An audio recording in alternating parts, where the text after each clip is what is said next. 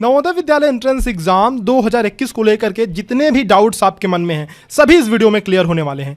कौन फॉर्म भर सकता है, फीस कितनी लगती है, एज कितनी होनी चाहिए बच्चे की जिसका फॉर्म भरा जा रहा है, प्राइवेट स्कूल से फॉर्म भर सकते हैं या नहीं भर सकते हैं, डॉक्यूमेंट्स कौन कौन से लगेंगे, नवोदय विद्यालय में किस मीडियम में पढ़ाई होती है, क्या शहर का बच्चा ग्रामीण कोटे से फॉर्म भर सकता है कि नहीं। देखो इसमें एक कैच है, ये है कि 75% जो सीटें हैं ना वो ग्रामीण क्षेत्र के विद्यार्थियों के लिए फिक्स होती हैं यानी आरक्षित होती हैं। तो लोग चाहते हैं कि ग्रामीण कोटे से फॉर्म भरा जाए, तो क्या संभव है नहीं संभव है बताऊंगा मैं आपको।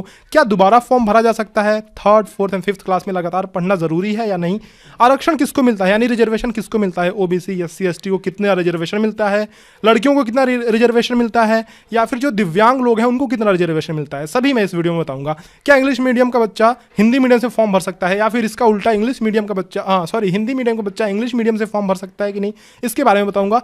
ट्रांसफर ऑफ स्टूडेंट्स यानी देखो ऐसे पेरेंट्स जो सरकारी नौकरी में हैं यानी गवर्नमेंट जॉब करते हैं, उनका ट्रांसफर होते रहता है, उनको इस बात की बड़ी चिंता लगी रहती है कि अगर मेरा ट्रांसफर हो गया आगे चल करके मेरे बच्चे का जो एडमिशन है वो किसी और स्कूल में है तो ट्रांसफर हो सकता है कि नहीं, इस बारे में बताऊंगा, डिटेल में बताऊंगा। एग्जाम कब होगा, नवोदय विद्यालय ने नोटिफिकेशन जारी कर दिया है तो इस बारे में भी बताऊंगा। लास्ट डेट कब है एप्लीकेशन फॉर्म की, इस बारे में बताऊंगा। लेकिन उससे पहले वीडियो स्टार्ट करने से पहले सबसे पहले मैं आपको बता दूं कि नवोदय विद्यालय एंट्रेंस एग्जाम की प्रिपरेशन के लिए हमारे पेन ड्राइव कोर्सेस अवेलेबल हैं। पेन ड्राइव कोर्सेज या फिर मेमोरी कार्ड कोर्सेज आप कह लीजिए, complete pen drive course available है। मॉडल पेपर्स आप हमसे मंगा सकते हैं, OMR शीट्स भी मंगा सकते हैं प्रैक्टिस के लिए। कॉलिंग नंबर ये है 7897293790 या फिर आप हमें 6260388361 पे इनमें से किसी भी चीज़ के लिए व्हाट्सएप कर सकते हैं। पेन ड्राइव कोर्स लेना है तो पेन ड्राइव कोर्स लिख करके, मॉडल पेपर लेना है तो मॉडल पेपर लिख करके, OMR शीट चाहिए तो OMR शीट लिख करके व्हाट्सएप कर सकते हैं। ये नंबर सेव कर लेना आप। कॉलिंग नंबर है 7897293790 एंड व्हाट्सएप नंबर है 6260388361। चलो भी स्टार्ट करते हैं। सबसे पहला क्वेश्चन, कौन फॉर्म भर सकता है? जो भी बच्चे 5th क्लास में इस टाइम पढ़ रहे हैं, 5th क्लास में जो बच्चे पढ़ रहे हैं वो फॉर्म भर सकते हैं, चाहे वो सरकारी स्कूल से पढ़ रहे हों या फिर चाहे वो प्राइवेट स्कूल से पढ़ रहे हों।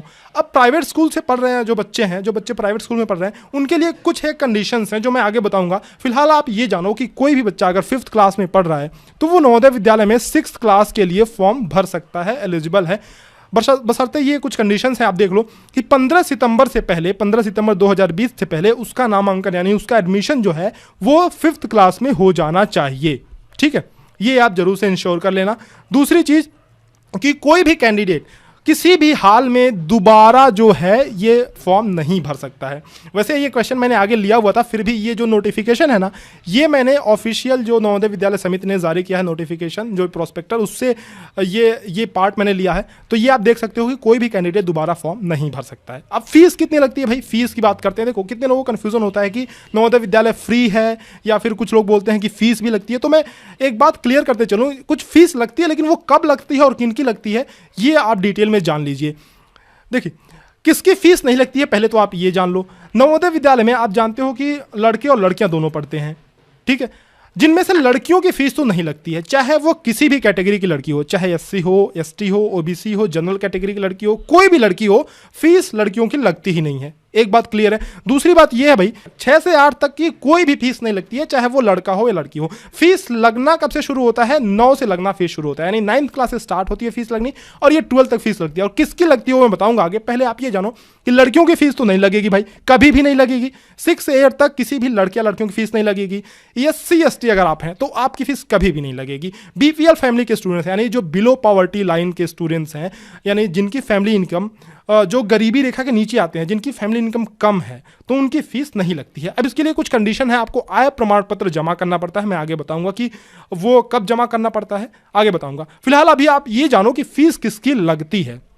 देखो मैंने बताया कि SC ST की फीस नहीं लगती है, तो फीस लगती किसकी है? केवल जनरल और OBC कैटेगरी के बॉयज़ की फीस लगती है, लड़कियों की नहीं लगती है। बॉयज़ की फीस लगती है जनरल एंड OBC कैटेगरी के, वो भी उन्हीं लड़कों की फीस लगती है जो BPL कैटेगरी से ऊपर हैं, यानी जो बिलो पॉवर्टी लाइन नहीं, यानी जिनकी इनकम ज़्यादा है, जिनके गार्जियन की इनकम ज़्यादा है, उनकी बस फीस लगती है। ठीक है, अब इनमें देख लो आप कि जनरल एंड OBC जो इस कैटेगरी में आते हैं, बॉयज़ हैं, उनकी फीस अगर उनके गार्जियन सरकारी एम्प्लॉय हैं तो वो लगेगा 1500 रुपये प्रति महीने। और ये कब लगेगा? 9 से 12 तक। ध्यान रखो आप कि 8th तक कोई भी फीस नहीं लगेगी, चाहे कोई भी हो। 9 से 12 तक ये फीस लगती है जो जनरल OBC के बच्चे हैं, यानी जो लड़के हैं और जिनकी फैमिली इनकम वो बीपीएल कैटेगरी से ज़्यादा है तो उनकी फ़ीस लगती है। गवर्नमेंट एम्प्लॉइज़ है तो 1500 रुपये महीने लगेगा, और अगर इसके अलावा कोई और है तो 600 रुपये महीने लगेगा।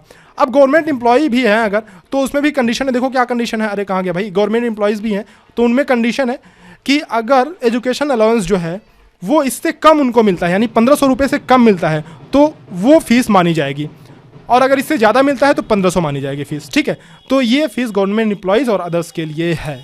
आशा करता हूँ कि आपको ये फीस का स्ट्रक्चर जो है समझ में आ गया होगा। फिर भी अगर कोई डाउट हो तो कमेंट सेक्शन में मत लिखना भूलना भाई, कमेंट सेक्शन में लिख कर पूछ लीजिएगा आप जो भी डाउट हो नवोदय विद्यालय से रिलेटेड, फीस से रिलेटेड। चलो आगे बढ़ते हैं। अगला क्वेश्चन ये है कि एज कितनी होनी चाहिए। तो नवोदय ने जो प्रोस्पेक्टस जारी किया है उसमें साफ तौर पे लिखा है कि 1/5/2008 से पहले का जन्मदिन नहीं होना चाहिए और 30/4/2012 के बाद का जन्मदिन नहीं होना चाहिए।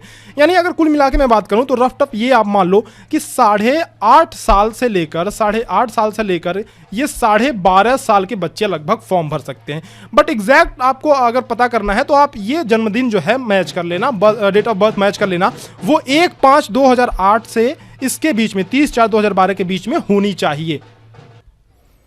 आगे बढ़ते हैं अपने अगले सवाल पे, क्या प्राइवेट स्कूल से फॉर्म भरा जा सकता है? तो इसका उत्तर है हाँ जी, प्राइवेट स्कूल से फॉर्म भरा जा सकता है, बशर्ते जो स्कूल है वो गवर्नमेंट रिकॉग्नाइज्ड होना चाहिए, यानी उसको मान्यता प्राप्त होना चाहिए। आप स्कूल के प्रिंसिपल से पूछिएगा कि भाई मान्यता प्राप्त है कि नहीं है, क्योंकि कई बार लोगों के साथ धोखा हो जाता है कि लोग सोचते हैं कि भाई ये मान्यता प्राप्त स्कूल है, लेकिन होता नहीं है। तो आप एक बार कंफर्म कर लीजिएगा कि स्कूल जो है वो मान्यता प्राप्त है। अगला सवाल देखते हैं, डॉक्यूमेंट्स कौन कौन से लगेंगे। देखो डॉक्यूमेंट्स जो है ना वो 2 स्तर पर लगते हैं, यानी जब आप एप्लीकेशन फॉर्म भरने जाते हो तब लगते हैं डॉक्यूमेंट्स, और जब आपका एडमिशन होता है तब लगते हैं डॉक्यूमेंट्स। तो जब आप एप्लीकेशन फॉर्म भरोगे उस टाइम आपके जो डॉक्यूमेंट्स लगेंगे वो बहुत सिंपल से हैं भाई। फोटो लगेगा स्टूडेंट का सिग्नेचर और पेरेंट का सिग्नेचर, और एक एलिजिबिलिटी सर्टिफिकेट लग सकता है, वो जिसका फॉर्मेट मैं यहाँ पे आपको दिखा दे रहा हूँ। इस तरह का कुछ एलिजिबिलिटी सर्टिफिकेट होगा जो आपको स्कैन करके अपलोड करना होता है। ये स्कूल के जो हेडमास्टर हैं यानी प्रिंसिपल हैं उनके द्वारा फिल किया जाएगा। इसमें बहुत सारी डिटेल्स हैं जो जहां से आपको पता चलेगा। देखो ये डिटेल्स जैसे 3rd क्लास का, 4th क्लास का और 5th क्लास का स्टूडेंट जहां जहां भी पढ़ाई किया है स्टूडेंट ने, और वो रूरल एरिया में है या फिर अर्बन एरिया में जो स्कूल है, वो सब चीज़ें इसमें भरी जाएंगी। ठीक है, जैसे अगर 3rd क्लास में किसी और स्कूल से पढ़ाई किया है तो ये उस हेडमास्टर द्वारा फिल किया जाएगा। ये 4th क्लास में किसी और स्कूल से किया है तो 4th क्लास के हेडमास्टर द्वारा ये कॉलम फिल किया जाएगा। तो इस तरह से आप ये भरवा लेना भाई। ये जो सर्टिफिकेट है ये लग सकता है, अपलोड हो सकता है अपलोड करते टाइम जब आप एप्लीकेशन का फॉर्म भरते हो। तो ये 2 एक सर्टिफिकेट तो आपने जान लिया कि एलिजिबिलिटी सर्टिफिकेट क्या होता है, मैंने आपको बता भी दिया कि ये लगेगा। तो ये सर्टिफिकेट जो है आप बनवा लेना ताकि आप अपलोड कर सको एप्लीकेशन भरते टाइम। और दूसरे जो डॉक्यूमेंट्स हैं वो तब लगते हैं जब आपका एडमिशन एक्चुअल में होता है, यानी सिलेक्शन आपका हो जाता है, उसके बाद जब आप नवोदय में एडमिशन के लिए जाते हो तब ये डॉक्यूमेंट्स लगते हैं। आप कौन कौन से डॉक्यूमेंट हैं देख लो आप। Proof of date of birth, देखो अगर आपके पास डेट ऑफ बर्थ का प्रूफ नहीं है तो जो 5th क्लास की मार्कशीट है आपकी ना वही काम में आ जाती है, यानी 5th क्लास की मार्कशीट है अगर आपके पास तो काफ़ी है। Proof of eligibility as per the condition of NVS, ये जो मैंने अभी दिखाया वही फॉर्मेट रहेगा। अच्छा, अब ये जो 3rd पॉइंट है ये बड़े काम की चीज़ है। देखो अगर आपने अर्बन कोटा से फॉर्म भरा है तो कोई दिक्कत नहीं है, लेकिन अगर आपने रूरल कोटा से फॉर्म भरा है यानी ग्रामीण क्षेत्र से फॉर्म भरा है तो आपको एक ग्रामीण क्षेत्र के लिए प्रमाण पत्र की आवश्यकता पड़ती है जो आपको बेसिक शिक्षा अधिकारी बनाकर देते हैं या फिर डिस्ट्रिक्ट लेवल का कोई भी ऑफिसर बना सकता है। तो ये सर्टिफिकेट आपको बनवाना पड़ेगा जो ये प्रूफ करेगा कि जो स्कूल है वो रूरल एरिया में है, तो ये चीज़ आपको बनवाना पड़ेगा। 4th सर्टिफिकेट जो है ये हो सकता है बहुत सारे लोगों के लिए रिलेवेंट ना हो, जिन्होंने NIOS से यानी ओपन स्कूलिंग की होगी उनके लिए ही रिलेवेंट है, तो कोई ज़रूरत नहीं है। 5th सर्टिफिकेट जो है एनी अदर डॉक्यूमेंट, मतलब जो भी डॉक्यूमेंट रिक्वायर्ड होगा उस टाइम। अब देखो उसमें क्या क्या डॉक्यूमेंट्स हो सकते हैं, वो है मार्कशीट, यानी 3rd 4th 5th क्लास का मार्कशीट लगता है आपका। ठीक है, TC यानी ट्रांसफ़र सर्टिफिकेट, यानी जिस स्कूल से बच्चे ने 5th पास किया है उस वाले विद्यालय से आपको ट्रांसफर सर्टिफिकेट जमा करना पड़ता है। आय प्रमाण पत्र यानी इनकम सर्टिफिकेट, अब ये किसको जमा करना पड़ता है? देखो ये उनको जमा करना पड़ता है जो फीस में छूट चाहते हैं। मैंने बताया था ना आपको कि 9th क्लास से फीस लगती है, तो जो लोग फीस में छूट चाहते हैं यानी जो ये सिद्ध करना चाहते हैं कि उनकी फैमिली भाई BPL में आती है यानी बिलो पॉवर्टी लाइन है, उनको इनकम सर्टिफिकेट की ज़रूरत पड़ती है, बाकी किसी को ज़रूरत नहीं पड़ती है। जाति प्रमाण पत्र जो है वो आपको OBC SC और ST को ही बनवाना पड़ता है, जनरल को बनवाने की ज़रूरत नहीं है। जाति सर्टिफिकेट यानी जाति प्रमाण पत्र या फिर कास्ट सर्टिफिकेट कह लीजिए। OBC का एक चीज़ बहुत ध्यान में रखिएगा कि सेंट्रल सर्टिफिकेट आप ही बनवाएं, यही बनवाएं सेंट्रल सर्टिफिकेट, क्योंकि स्टेट के भी सर्टिफिकेट बनते हैं। जैसे कुछ जातियाँ जो हैं, कुछ कास्ट वो स्टेट में तो OBC के अंडर में आती हैं लेकिन सेंट्रल लिस्ट में नहीं है, तो ये ध्यान रखिएगा कि जो सेंट्रल लिस्ट में ओबीसी की जातियां हैं उन्हीं को माना जाएगा, तो सेंट्रल सर्टिफिकेट ही आप बनवाइएगा, ठीक है। आगे चलते हैं। अगला जो आरक्षण मिलता है, अगला जो प्रमाण पत्र बनवाना पड़ता है वो पीडब्ल्यूडी, यानी अगर आप दिव्यांग कैटेगरी से हैं तो दिव्यांग का प्रमाण पत्र बनवाना पड़ेगा। जेंडर सर्टिफिकेट आपको बनवाना पड़ेगा मेडिकल ऑफिसर से, अगर आप ट्रांसजेंडर हैं तो, ठीक है। तो ये सारे सर्टिफिकेट की लिस्ट रही भाई, आप स्क्रीनशॉट ले लेना। थोड़ा मैं इसको जूम आउट कर लेता हूं ताकि आप स्क्रीनशॉट ले लो। स्क्रीनशॉट ले लेना, बड़े काम की चीज़ है, काम आएगा। आगे चलता हूं, आगे बात करते हैं अगले क्वेश्चन पे। क्या है भाई अगला क्वेश्चन, देखते हैं। मैंने नोट करके सब कुछ रखा है, फिर भी अगर कोई क्वेश्चन छूट जाता है तो आप कमेंट सेक्शन में जरूर लिखिएगा। नवोदय विद्यालय में किस मीडियम में पढ़ाई होती है? बहुत सारे गार्जियन को ये डाउट होता है, क्योंकि कई लोग चाहते हैं कि इंग्लिश मीडियम में पढ़ाई हो, कई लोग चाहते हैं हिंदी मीडियम में पढ़ाई हो, लेकिन नवोदय विद्यालय का सीधा सीधा गाइडेंस है भाई, सीधा साधा इंस्ट्रक्शन है कि 6 से 8 तक, यानी 6 से 8 तक जो है वो हिंदी मीडियम में पढ़ाई होगी, 9 से 12 तक इंग्लिश मीडियम में पढ़ाई होगी।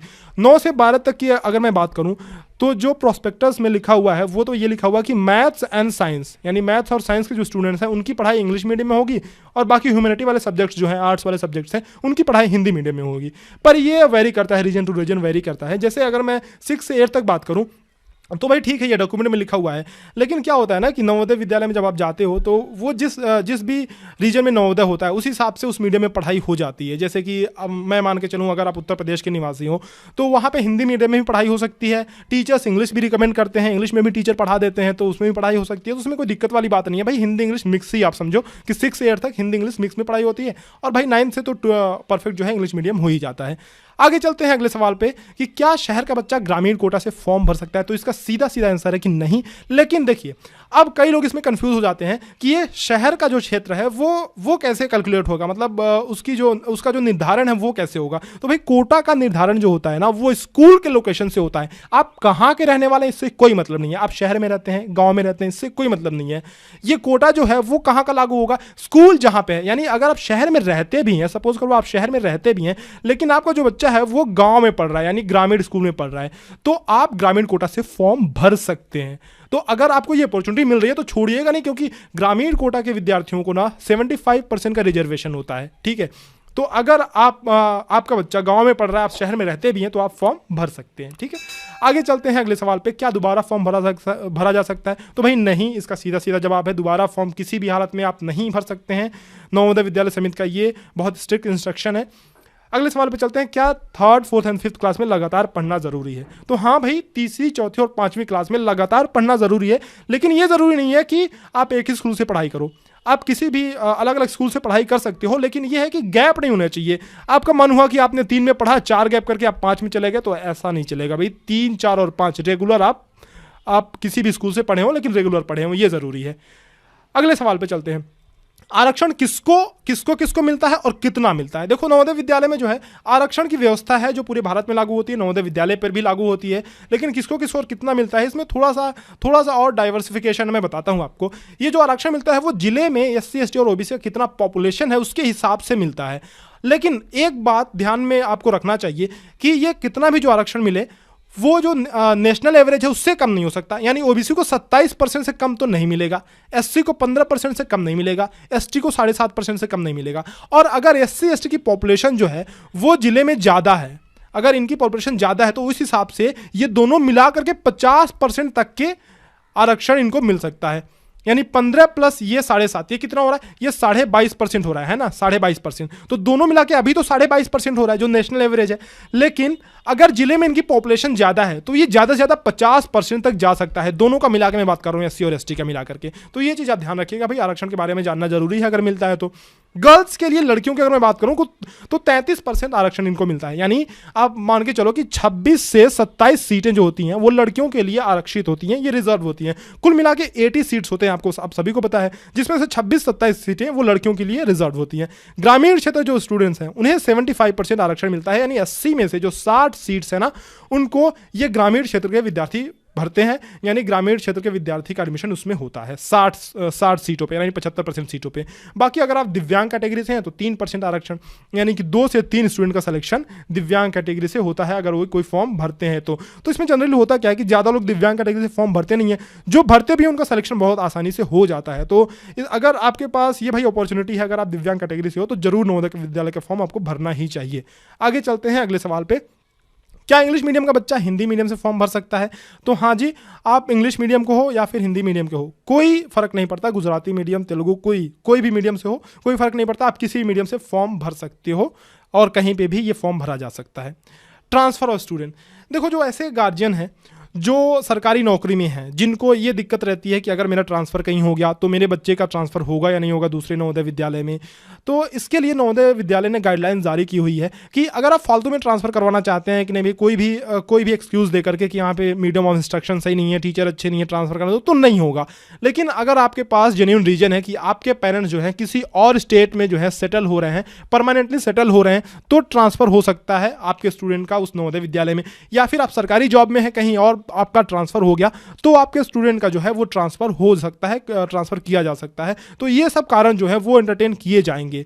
ठीक है, तो ये बात आपको क्लियर हो गई होगी। अब बात करते हैं, अगला सवाल जो है हमारा वो है कि नवोदय विद्यालय सिलेक्शन टेस्ट कब होगा, फॉर्म कब भरे जाने हैं, लास्ट डेट कब है। तो भाई तो इसमें क्या कहा गया है कि 2021-22 के लिए 6th का जो एग्ज़ाम होगा वो सैटरडे को होगा, 10 अप्रैल 2021 को होगा और सारे एग्ज़ाम एक ही फेज़ में कराए जाएंगे। इस बार आपको पता ही होगा कि फेज़ सेकेंड अभी लटका पड़ा हुआ है, यानी 2 फेज़ में एग्ज़ाम हुआ था, लेकिन इस बार सारे एग्ज़ाम एक ही फेज़ में कराए जाएंगे और 30 नवंबर 2020 ये आखिरी तारीख है फॉर्म भरने की।